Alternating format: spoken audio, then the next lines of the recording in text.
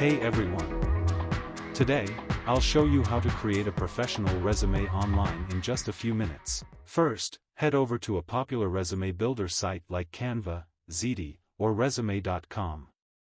These platforms offer user-friendly templates. Select a template, browse through the templates and pick one that matches your style and industry. Most sites offer modern, classic, and creative designs. Fill in your personal details, work experience, education, and skills. Be sure to highlight your achievements and use action verbs. Customize the template by changing fonts, colors, and layout to make it uniquely yours. Ensure it's easy to read and professional. Finally, download your resume in PDF format and share it with potential employers. That's it. You've created a professional resume online. If you found this tutorial helpful, like and consider subscribing for more tech tips on CyberTheo.